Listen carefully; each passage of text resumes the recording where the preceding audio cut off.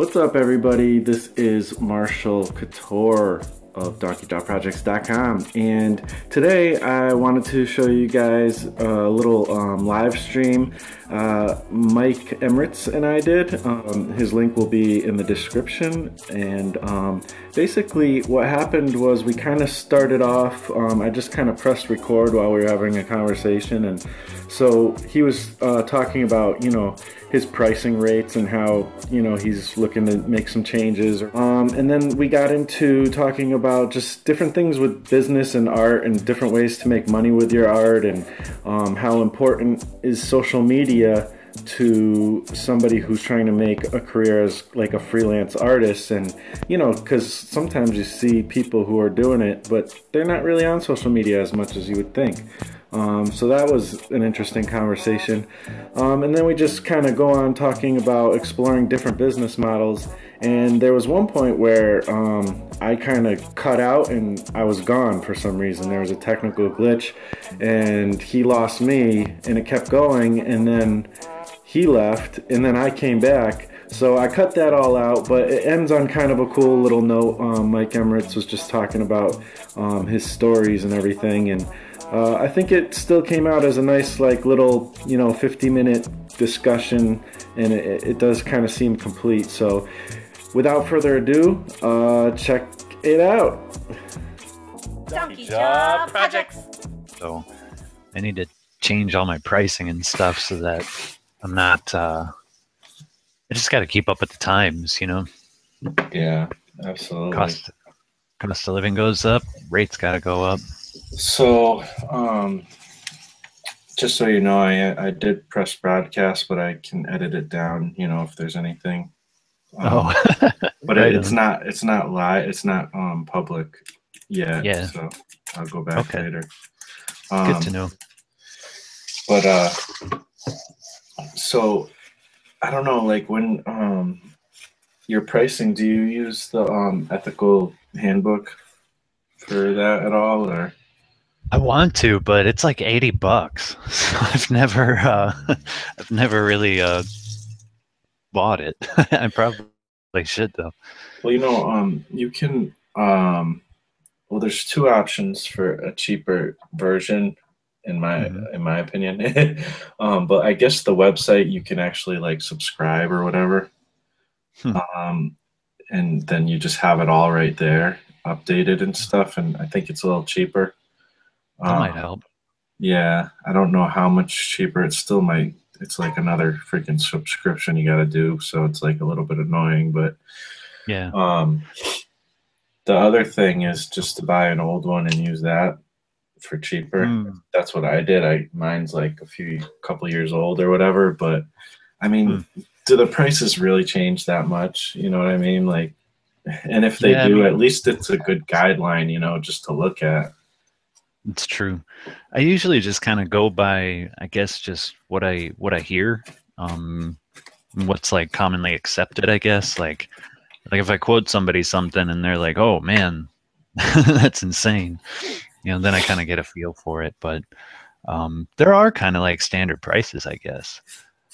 Yeah. But I've never really run into an issue because I always undercharge, and that's something that I'm trying to fix this year. So maybe the guide would actually help me, make more money or charge more like what I'm worth, Right. That was a big thing that we ran into, that Mel and I ran into when we were looking at my rates, and we actually broke it down by the time and the hours that it takes to do all these things. Like in a lot of cases, I was making like 3 times less than minimum wage, and that's not right. So we recalculated everything, and it's a lot more reasonable. And actually looking at it, it's like I should have been charging that a long, long time ago. It just makes more sense. I mean, especially the types of services that I provide. Like I haven't done any like one-off commission kind of stuff or anything. I'm usually doing something that takes me weeks or months. And so it's more beneficial for me to charge by the week, still track my hours. But when I give an estimate, to like give someone an estimate in weeks or months, and charge that way, and then really like just look at the hours that I'm going to be putting into the project and then figure out what my base rate is going to be and make sure that I can make a living wage. And then after that, the burden's on me to make sure that I'm producing content that's worth that money and that time, you know? Yeah. So it might not be like one piece a day or something. I may be working 8 hours trying to crank out like 3 finished pieces in a day or more, but at least then like it's all I'm working. It's more it lines up more with like what to expect from like a regular job, you know. Right. And I don't know. I don't want to pretend like I know it all, because this is all still really new to me, like trying to make it as a freelance illustrator. But just from like an observer's standpoint, I feel like that's something that I've noticed a lot of people do kind of backwards when they're thinking about trying to make a living as an artist. It's like we think about things like doing commissions or, you know, doing portraits of people or whatever. And we just think about like the items themselves and how much those are worth. But the time that it takes us to do these things like is so much greater than the money that we make from doing them. And so I feel like to actually make a living as an artist, you really have to think about exactly the amount of time it takes you to do a thing. And then you have to just start like really training to crank stuff out so that like as soon as you're done with that one commission, boom, you're on to the next. And then boom, you're on to the next. And that at the end of that 8 hours, you've at the very least made minimum wage, you know? Yeah. But a lot of people don't work like that, you know? A lot of people are like, all right, I've done my one commission for the day. Time to kick back and take a break and watch some TV or whatever. But like all you've made is $60. Like, Right. Yeah. like get back to drawing. So anyways, yeah, I'm trying to figure that out for myself, and that's going to be the mission, man. Yeah. 2017. Absolutely. Well, that's like you said, that's the trick. And there's a lot of different ways to kind of set up how it all works, I guess, you know, the whole business and stuff. And, you know, hopefully you can get some kind of passive stuff going, and then you have like the commission type stuff. And then it seems to me that the way that makes the most sense to me, you know, seems like a combination of things, you know. Oh yeah, totally. Like I didn't even get into passive income, but that's definitely the goal, I would think, because then you can give the clients that you do get for commissions, you can give them more time, more energy, and you don't have to be stressing so much about filling that time with, you know, other work, because you'll have that passive income to count on. But man, passive income is such a risky game if you don't have like a solid plan. Well, that's like you can't make anyone. I think that's a big key is you can't, and listen to me talking about it, I've never done it, but I think a big key is that you can't make any one thing all that you do, you know. Right. Yeah. Or else you're just gonna be kind of screwing yourself over. It's so true. Chris and I were talking about, well, our whole little hangout yesterday, the creator hangout live that we did. Chris was talking a lot about how he's doing his greeting cards and the Christmas present tags and all these different things that he can sell under like a different banner. That's not necessarily like Chris McQuinlan, but I forgot what he called it. It was like Bop and I don't even want to try. It was something crazy, but something that's more geared towards a service as opposed to like just trying to make money with, you know, whatever you drew that day, you know, something that is more common that people need. I think that's a great idea. Just such a great idea. Right. I want to try to do more of that. You know, everybody needs greeting cards. Everybody needs, you know, Post-it notes or whatever.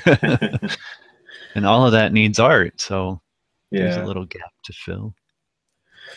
Yeah, that's, I mean, again, even with that, all that, like maybe it's good to have like different arms of what you do, like because, you know, that might be kind of on, and this is where it gets tricky, is that might be like under one name or whatever, and then but you still have, you know, Chris McQuinlan art or whatever.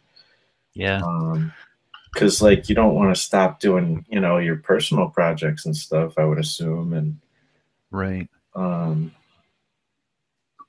but at the same time, it's like it's weird because, you know what, one thing that I notice about all this stuff lately is a lot of people who do make a living, or I should say they appear to be making a living, because I don't know, I don't really know anybody's, you know, real situation necessarily, unless they, you know, talk about it on YouTube or something.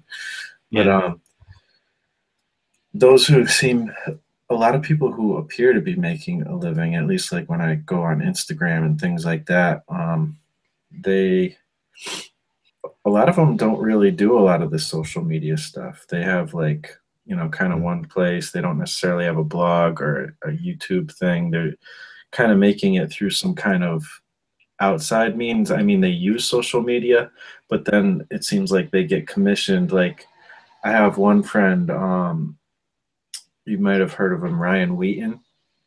Mm-hmm. And he, you know, I don't know if he's making a living with his art or not, but I know that he does a lot of work. But for a long time, I saw him on social media all the time. You just never didn't see him. And now it's like every time I see one of his pieces, I'm like, oh yeah, he was so prolific before, and he still is, but he doesn't like show it. And I asked him one day, I'm like, all right, do you still do a lot of work, like artwork? Are you still doing commissions? And he's like, oh yeah, I'm busy. You know, I'm busy a lot doing, you know, commissions and stuff. And he didn't say much else, but like, I guess he Yeah. just doesn't show it as much once you get a few clients and stuff.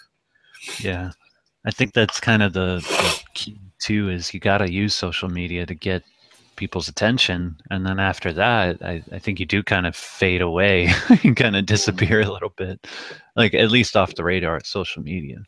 Because I mean, even like Jeff Lafferty, like, you know, he's obviously all over it and doing the social media thing, but the True. stuff that he makes a living from, you don't really know how it's working. You know, you don't necessarily like see where he's getting his sales, unless I suppose if you really looked into it, you could. But you know, but he talks about, you know, getting a lot of sales on eBay, and he has a lot of repeat customers, basically.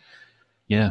So you don't really see a lot of that, and those people aren't necessarily very much on social media. Like we don't know who those people are necessarily. That's So, true. I don't know. He does tend to kind of do his work in public though. Like most of his art casts, he's like working on a commission piece for somebody. I've rarely ever seen him working on something that he's not selling to someone or isn't you know, planning to sell somewhere. But I don't think his customers necessarily come from that though. Like he already kind of had his customer base through his email list and his you know, eBay stuff. Yeah, I see what you're saying. It's not like someone's leaving comments on YouTube going, "Hey Jeff, draw me a Frankenstein." Right. Yeah, that's a good point. You know, because and that's something that I think is going to be tricky for me too to figure out, is how to set that up so that I could separate like my actual business from social media, which is essentially marketing and advertising. Like I don't like calling it that, because I just enjoy it, and it's something that's been fun for me, that's introduced me to all of you. And you know, I have my own personal reasons for doing it, but at the end of the day, like as a business, as an artist trying to make a living, like you can't help but see it as marketing and advertising, you know? So maybe that's just an aspect of it. And maybe once you've, you know, gotten someone's attention enough, they'll email you privately, or if you have the channels available, then you get them on a mailing list or something like that. I don't know. I really don't know. I'd be interested to talk to Jeff about this, actually. Hey Jeff, if you're listening, let's do a hangout. Yeah. Teach me. And I mean, of course, you know, I'm not trying to speak for him or anything, and just kind of as an example, I'm trying to examine and see how people do their things. You know, I'm sure he, you know, has his own way or whatever, but But yeah, I think there's definitely a lot of different things. I also like the idea of like we were saying, passive income. I think a lot of people think, have heard kind of the sales pitch of, uh, you can create passive income and live off that for the rest of your life and blah, blah, blah. And I think that's where you kind of can go wrong, thinking that way. And like I said, it needs to be like an aspect of what you do, but not, you don't have, like, I think I've gotten caught up trying to mess with that a little bit. And, I've felt like, okay, yeah, I might be able to create a little bit of passive income, but that's not, like, I start to run the numbers in my head and like, that's not going to support me though. Like, there's no way I could just do that. And then you have to kind of remember that that's not necessarily like, that's going to be part, like YouTube's video money or whatever that people get. Like, even the people who do YouTube for a living, or who, especially the ones who talk about, doing YouTube for a living, they will often say, this can't be, your number one way that you make money. This is just kind of an additive thing. Some people do finally get to the point where, yeah, they can make a living just off of their YouTube views, but that's a rare person, Oh, super rare. I mean, you're talking like a handful of people, Yeah. like PewDiePie and maybe like one other person. Right.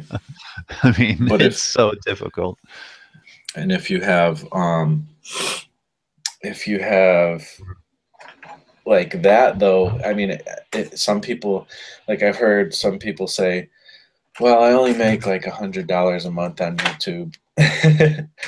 And I'm like, that sounds good to me.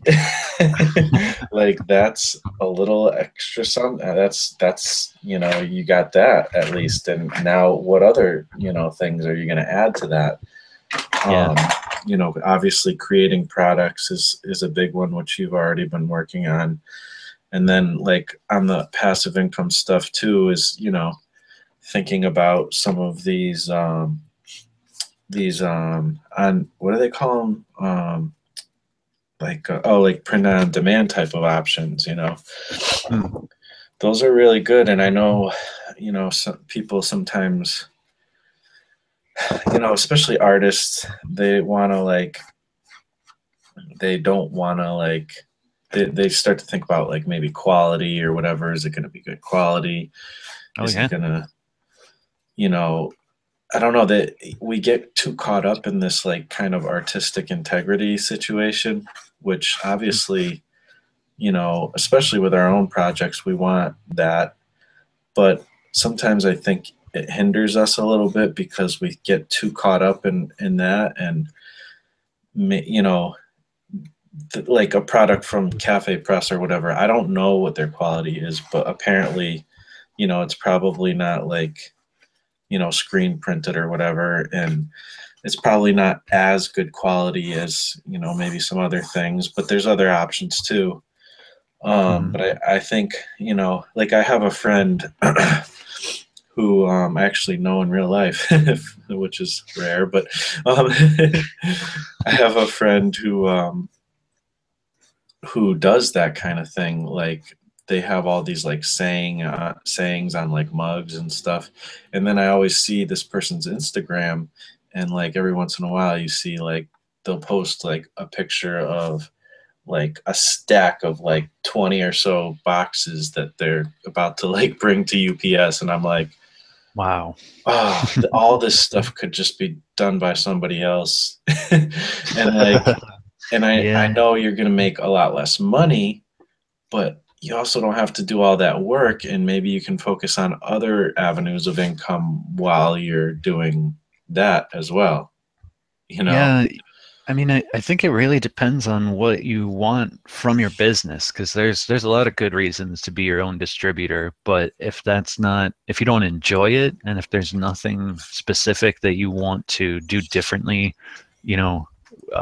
on the distribution end, then maybe it's not that worth it. Whereas like you look at someone like Holly Brown, and her business is built entirely around her kind of like intimate interaction with each sale. You know, she makes these prints and sells them, but she's very particular about what kind of envelope she's going to send it in. And she's got like a wax stamp that she puts on, you know, the backs of her packages, and writes a little letter, and sometimes she'll include a personal sketch or throw in some extra stuff. And you can't do any of that through a print on demand type situation. And for Holly, I mean, that's what defines her business. You know, she does have like a couple print on demand books, but like her core business is all about these very intimate, you know, hands-on kind of things that you buy from her. So you're not just buying a print, like you're almost buying her attention for a little bit too, which I think I'm not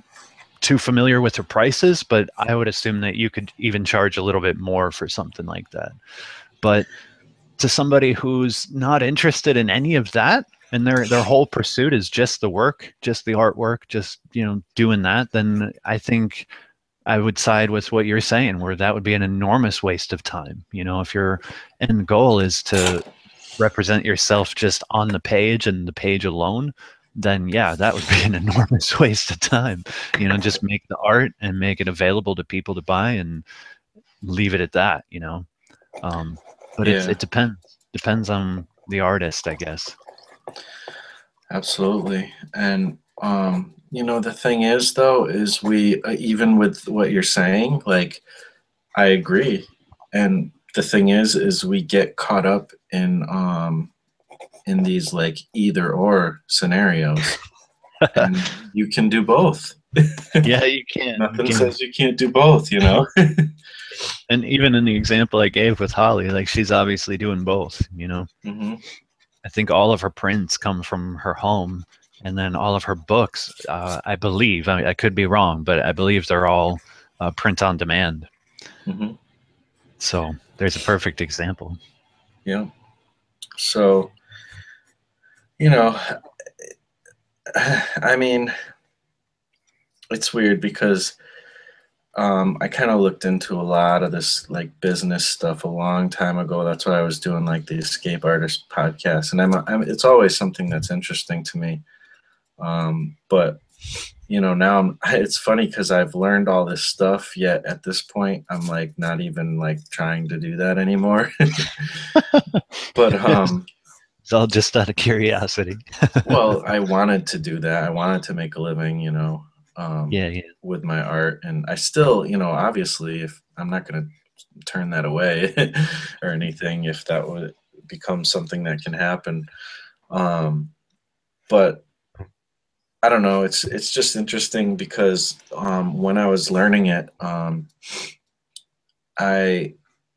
there wasn't hardly anybody, any other artists really even talking about it. And if they did, a lot of times they had like this kind of bias, you know, towards kind of not doing any of this, like business leaves a bad taste in artists' mouth. Oh yeah, definitely.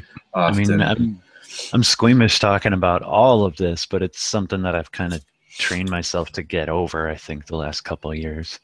Because you have to. Like, sorry, I didn't mean that. Let me go ahead. I don't want to disrupt your train of thought. Well, I was probably going to be right on the same kind of realm. You know, it's true. Like you have to, but even I definitely feel the same way. That's probably part of what stopped me, you know, from being successful a lot of times. But at the same, I'm hearing weird sounds. Sorry. But at the same time, you know, like you said, we kind of have to get over that a little bit if we can, to a certain extent. I mean, you don't have to throw out, you know, all of what you believe in or anything or any of it really. But maybe be a little more open-minded to making money and marketing things, you know. Yeah. So I don't know. Um, and I just really think that passive stuff can definitely be an aspect of things that people do. Um, don't expect it to make a huge, ridiculous amount of money, but you know, expect it to supplement and maybe make things a little bit easier for you week to week. You know. Yeah, I definitely can agree with that. And I've not that I feel like you should totally lower your expectations, but I feel like you should totally lower your expectations. Yeah. Just because, like this stuff is all risky. It doesn't even have to be art. Just, trying to dive into anything for the first time is risky. And unless there's like a sure deal on the table, like you have to be open to the idea that it might fail or it might not work out in the ideal situation. And I mean, I think of like a lot of my experience with other work that I've done. I specifically with games, like going into that, I was, you know, trained to the gills. I was just ready to go. I knew how to do so many different things and knew how to do them well. And I thought, this automatically entitles me to, making millions or hundreds of thousands or whatever. But that wasn't the case at all. It ended up that industry was extremely hard to get a foothold in because the internet blew up and suddenly you had access to people from all over the world, and it wasn't just a competition between whoever could show up at the office that day. It was a competition between everybody in the world. Yeah. And that's just one example in a different industry, but it really helped me to realize that like I always need to keep kind of a realistic perspective on my shoulders with anything. And so I think especially with art, you're not just showing up to the office, with a million other resumes across the world. You're literally asking people to trust in you amongst every artist available, the best of the best, and ones with all different kinds of different styles. And not to look at it in like an intimidating way, but just to put the work into perspective, because no matter what kind of art you do, I think as long as you're willing to put in the work, I think you can make it. I truly believe that anybody can make it. But like you were saying, maybe just supplemental income at the time, maybe not a living. But I do believe a living can be made. It's just a matter of sacrifice. There's like, there's a bunch of different kinds of artists, and I don't really like labeling, but just for the sake of kind of how I view things, I look at it as like there's two different kinds of artists. And again, I'm not big on labels, so it's purely just for like my own purposes of the way I'm trying to figure out my own life. But you have like artists that are more expressive, and art for them is a pure expression. It's something that's a part of their soul. It's something that they would never give away to anybody else for any reasons. It's a personal experience. It's a part of their life, and they need to do it. And then there's artists who want to provide a service and want to. It's not necessarily about the expression. It's more about technical execution or making a living. And then there's everybody in between as well. And so I feel like it's a matter of figuring out where you are on that spectrum. So like if you just want to make a living, like that's your only concern is I want to make art for a living, then you have to sort of completely abandon any notion that you're going to make your own work. Then it becomes a mission of building a portfolio so that you get a job working for somebody else. Or Right. a little further removed from that is like maybe not a job working at a studio, but you're making your own art for other people, specifically. You're not trying to get them to buy your ideas. You're trying to help them execute theirs.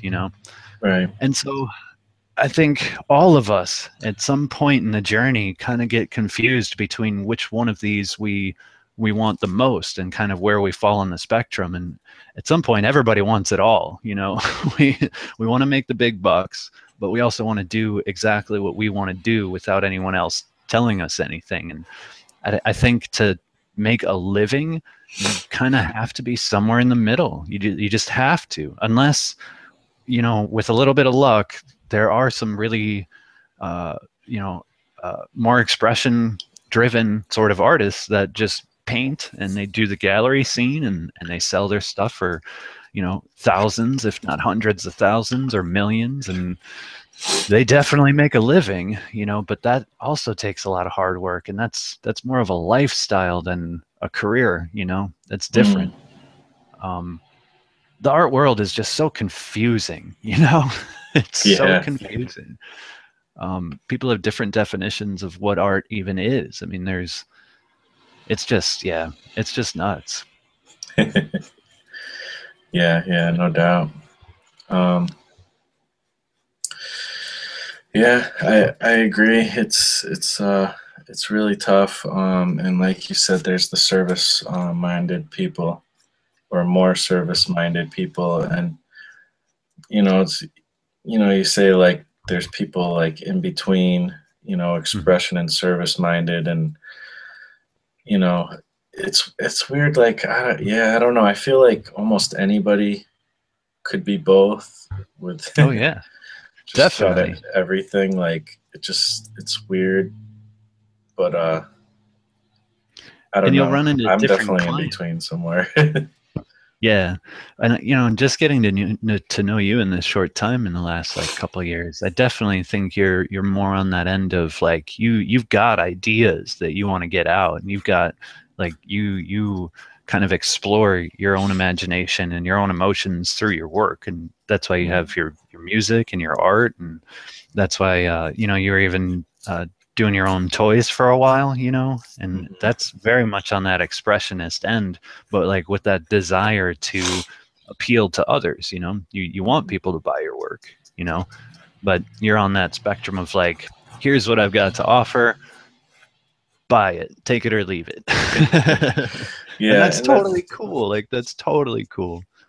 and that's the thing, and it takes a lot of self-examination and stuff. And I thought I wanted to do kind of commissions and stuff at times, just because looking into the business aspect, you kind of get caught in all that, and you're like, well, Yeah. if I'm gonna make a living, I can't just do what I want. I have to try to do some other stuff. And Right. I've tried a lot of that stuff, and I guess I've kind of come to the point where I realize I'm not really good at kind of being that guy who can be depended on for stuff that other people want me to draw or whatever. I tried, and I Mhm. just I want to make my own things. And Yeah. so that's why, like, we were talking off air yesterday about me getting into coding and stuff, and that's Mhm. why it kind of appeals to me, because in that aspect I don't have to feel so precious about stuff. I don't have to worry about making a lot of creative decisions, Yeah, and then totally. kind of those decisions may be getting rejected, and then it ends up being something else than what I would envision or something like that. I don't have to worry Yeah. about any of that. I can just kind of put in the data and still there is a creative aspect to it. So I'm kind of like I do like the idea of being able to clock in and clock out, but when it Mm. comes to me doing art, I feel like I guess I kind of have learned that I have to either keep it in hobby land, or I have to create my own things and hope that they find an audience, basically. Now, do you think that because you've tried to do the commissions thing and it didn't work out, or how did you come to that? Because like Yeah. you're one of the more creative people that I know. Like you're so like you just do art because you can't help it. Like it just seems odd that you would. Although I guess if what you're saying is that you can't. Okay, never mind. I get what you were saying, because you had tried to do the commissions and you feel like you couldn't focus enough to do that on a consistent basis for other people.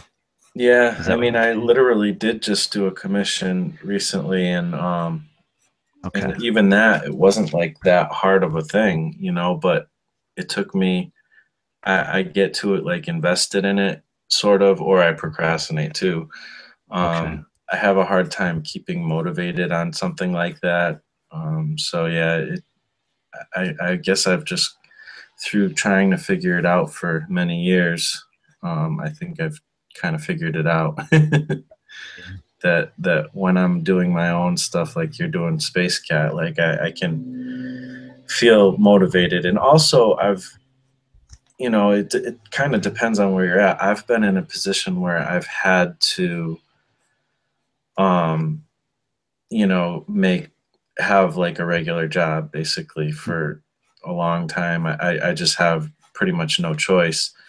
Right. Um, so I haven't really even had the opportunity to be like, okay, I'm gonna try doing this, Yeah. um, on my own.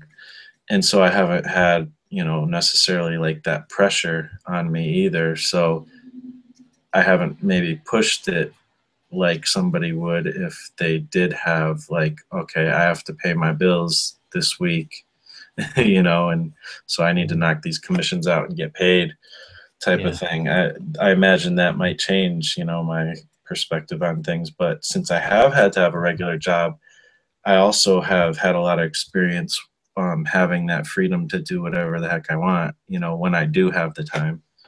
Yeah. And I like that. Yeah. And I've had plenty of regular jobs too in the past, and I can honestly say that it's at those times that I feel even more driven than in Mm, situations now where I'm reliant more on like freelance stuff.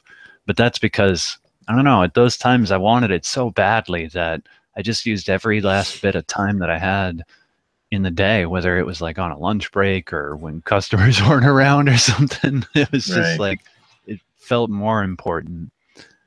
So I feel That like, but that depends on from person to person too, Well, that is how I feel, but when I do that, it's I want to work on my own thing. Right. Yeah, Like when it's totally. like when I have that limited time aspect, Hmm. and I think, okay, I have this amount of time, I can do something. I'm never gonna want to, work on a drawing for somebody else. I just Right. I Oh, yeah, just don't no, want to. totally. That's the best thing to do because, why waste that energy on someone else's thing when you're already expending your energy at a regular job, Hmm. like take that time for yourself for sure. That's the Yeah, best time to work on your own stuff. And yeah, then that's kind of a good position too, because then you're making a living. So you don't have to even worry about the living aspect of it. You could just focus on the creativity, and just do your own thing. And then if it works out, you finish it and people like it, then you've created, a passive income stream, you know, mm, which is something that everyone's always talking about. It might not be huge, but it doesn't need to be, because you already have the job. yeah, That's something I've gone back and forth with ever since I made this big switch to freelance. I mean, it hasn't been very pleasant. Like there's big ups and then there's big downs, and it really hmm, comes down to managing money that ends up not being there when you need it most. And it's yeah, like, but it gets better, and it all depends on performance and who a lot of the times, and just what's available. But I've debated, especially in the last few years, like it might be better for me to just go ahead and find a day job again and just do that and alleviate that pressure of trying to make the art stuff work so much and just work on my comics, work on my writing, work on my art in my own time without the pressure of needing it to make money for me. But yeah. I've got like a 5-year plan going on, and I'm only like barely a year and a half into it now. Like I've just crossed over the year and a half mark. So Right. we'll see. After that, if it really just has no potential of working out, then I will definitely be finding something else to do, and I'll just keep making my comics and stuff in my free time. And I got no problem with that at all. That's totally a viable option. Yeah, You yeah. know? And we have a pretty big example of somebody who's gone through both of those things very recently with Kevin there. So, Yeah. Yeah, I mean, he's been bouncing around all areas of that spectrum in just the last year. I yeah, mean, it's incredible. I mean, I'm sure that he's learned a lot about what works and what doesn't work as well. Mm-hmm. And it is rough, like even, you know, doing it the way that I've been doing it, you know, that's not all great either. So it's like, I mean, trust me, there's times when I have like a bad day at work and I'm just like, the only thing that keeps me like okay is that I'm just like, well, this gives me more fuel to, you know, get the heck out of this thing and make something else out of my life, you know? Absolutely, man. Absolutely. And you could feel that no matter what you're doing too. Like it doesn't have to be, you know, a non-artistic job. I mean, I think that's why Kevin, you know, started the 100 days and he's still working in a creative field, but you know, working for other people sometimes can drive you nuts. Like it really can. I remember the last big production gig that I had in film, like that. I mean, geez, man, I was ready to like call it quits. It was so, I hated every moment of it. And like at the end of every day, I really started thinking about what I needed to do differently in my life. And working with some people can just be draining, just absolutely draining. And it was that job, which was like, in a lot of ways, like I was so happy about that job when I got it. You know, I called my mom. I wanted to tell her all about it. Mel and I, you know, had a steak dinner with a bottle of wine to like celebrate, like, yeah, you finally did it. But after that job, I never wanted to do that job ever again. Like it was that bad. Yeah. So, but yeah, so I mean, it doesn't always, it doesn't really matter what you do if that's not what you want to be doing and it's not making you happy and you don't enjoy it, then sometimes it's worth taking the risk to try to make something else work. Yeah. If you can. Yeah. And I definitely like get inspired, you know, when I see, you know, people like Jeff and stuff saying, you know, kind of what he's done and just like, oh, you know, I'm done. I'm done with work and I'm just gonna make it happen. Yeah. So it's interesting, and I have, like I said, I have tried doing different things in that manner as far as just, you know, doing commissions and things like that. But it's something that, you know, he had something already that he already kind of had a customer base to a certain degree, and he's done it before, and I don't think that means I can't do it. I just think that, you know, that means I haven't gotten to that point yet, to where I could do it. But yeah, I don't know. It's interesting. But I definitely think it's very much, you know, possible for anybody to do with, you know, a decent amount of artistic skill. Just need to kind of find your lane, and it's a lot of people have. And like I said, it's funny because the people like there's just, like I said before, there's just a lot of people who do it and you just don't know. Like especially just some of these people that show up on sometimes like on your hangout or just other people's videos and stuff. You're like, oh, I've never heard of this person, but they're talking about how they make a living doing this, you know? Yeah. And there's like, obviously there's the teaching route.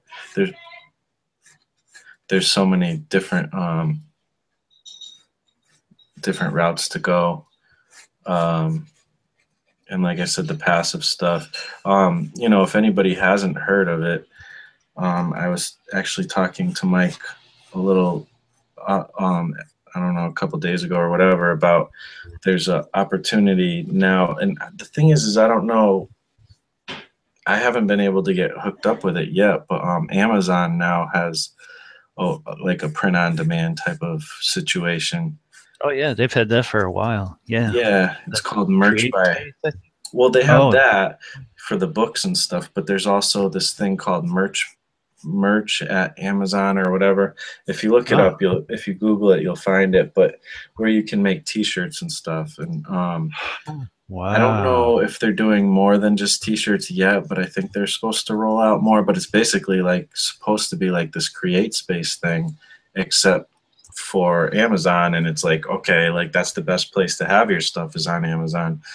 Yeah, So definitely. it's like, all right, let's see if we can kind of figure that out or whatever. But you have to like apply for it and they have to like approve you, which I did apply, and supposedly it takes a few weeks, but I haven't gotten approved yet. But once you do, then you can, start working on like a, some kind of Wow, that's good to know.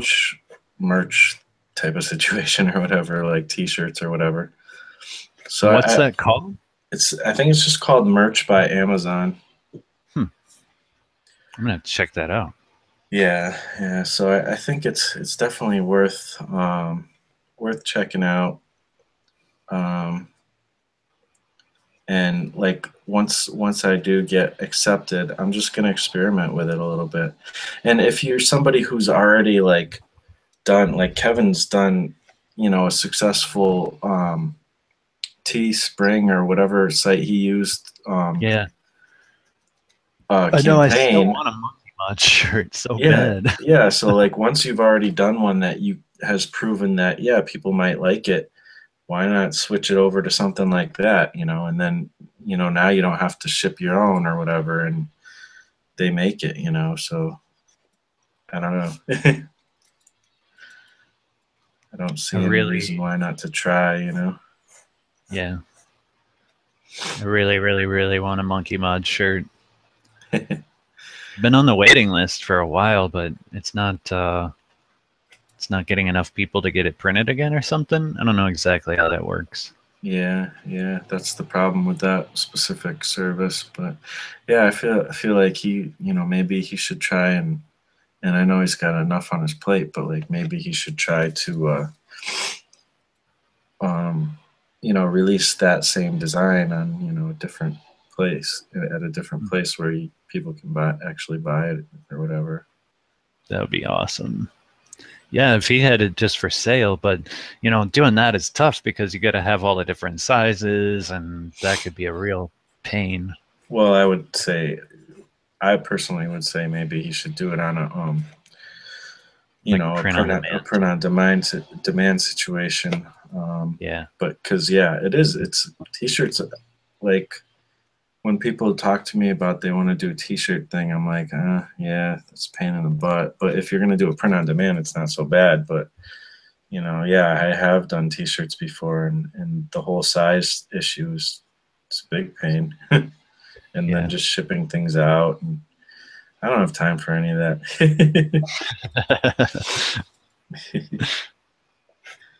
As much as I would like to. Yeah. That's the hard part, man. You need time and you need space to store all this stuff if you are going to distribute it from your own house. Yeah. There's a lot of different factors. I really want to make this work, though, so I'm determined to figure it out, and we'll see what happens. Yeah, and like I said, I think it can really be like a mix. Like you can do, some printing on demand, and then you can sell some of your own stuff and put your special touch on it, and I don't see any reason why, you can't kind of do both. And that would, even if people know that you offer both, that makes the, stuff that you actually send out so much more special, and you can probably charge more for it. Yeah, definitely. Absolutely. And, beyond that, if you're really intent on making a business out of your art, I think that would be like the grand goal, would be to self-distribute, cut out as many middlemen as possible. Yeah. But again, you need the space to store stuff and all of that. And I don't know if comic artists or even artists in general have that kind of reach. You really need to be a different kind of business, like maybe just purely focused on T-shirts or what do they call it, like novelty items, things like that. Yeah. Because I don't think anybody really, I mean, your average person doesn't set out to look for an artist when they need something. They look for a store, you know. Yeah. And typically stores provide some sort of product that they get familiar with, you know, like I can't think of any examples right now, you know, but like you want cereal, you're gonna go for General Mills or whatever, you know, you're not gonna go to General Mills for a toaster or something. So getting specific about what it is that you're selling, and just capitalizing on the fact that you're an artist, so you don't have to pay an artist to make designs for your products. I think that's kind of where the profit would come from if that's the goal. But I don't know, you know, I'm talking straight out of my butt because I'm just trying to learn all this stuff myself. So Yeah. it's just theories in motion right now. Yeah, and I love, you know, seeing how different people do it. And I think everybody's, you know, that's the thing, is thinking of different business models and just trying to integrate any of it and all of it, you know, and the stuff that Yeah. doesn't work, throw it away, you know, and the stuff that does work, you know, put a little more energy into that, you know. Yeah. And like, you know, I'm watching like Chris, and you know, he's working on his, and he's putting out like all this like really cool professional looking stuff, and it's stuff Mm-hmm. that I think, you know, appeals to people, to more people than, you know, especially the stuff that I make. And you know, he's making stickers, buttons, you know, this, that, you know, all these different things. Same thing with like Holly, she does like a lot of different things like that. And so I don't know, there's just so many avenues. And then you got like, so you have like YouTube, you know, you can get the money from that. Then you got like, you know, print on demand stuff. So there's another thing. And then you know, you got like Patreon. So that's a whole nother thing. Then you can keep making products, like meaning like your comics or your books or whatever, or even, you know, art books, things like that. You got like this Amazon merch thing. You know, once you start putting each one of those things into play, eventually all that little tiny pieces of money is going to add up into something substantial. True. Yeah. It's more about the long game. Definitely. You got to just keep making stuff that, you know, can build up over time. That's what I believe, at least. I completely agree with that. Especially for comics, like you just got to find a way to keep making more of them, you know? And it goes back to like what Jake Parker says about, you know, finished, not perfect. You have to build up an inventory, you know? Yeah. Because I feel, and this is just my own personal belief, and it's kind of because of how I am, and I think a lot of people are, you know, the same way or similar, is that like once you've found an artist, or once you've found a book that you like, and you want to know who made it, you want more from that person, because you kind of want a repeat of that experience, or you want to see what else they have to offer. So if you've got like 10 books, we'll just go exaggerate. Say you've got 10 books and like 9 of them, you know, your first 9, nobody was really responding to at all. Yeah. I mean, you barely made money on them. You barely sold any. You still got stacks in your garage. But then you make that 10th book, and for some reason that one really resonates with people. A lot of those people are going to want those other 9 books, no matter how good or bad they are. They're going to want to own those. And then they might even appreciate them more now that they've, you know, seen your best work. They can look back and see kind of where you were coming from, and appreciate it more. And so it's really just about, I think, keeping at it. And, you know, I have to believe that, because that's kind of like my plan. I have a lot of stories I want to tell, and I just want to find a way to tell them all. Like I said, even if it means taking a day job eventually, like I'll do that. I still have stories I got to tell. So there you go. He was, I heard Mike, he was talking about, you know, stories and getting his stories out. And I thought that was just actually kind of a nice, sweet note to end it on. And, you know, I'm sure the conversation would have gone on like another, you know, 45 minutes more or less, but, you know, still a good little discussion. Hope you guys got something out of it. Hopefully it was interesting, and I really appreciate you guys for watching. Once again, Mike Emeritz, his links will be down in the description, and I will talk to you on the next video. Peace out.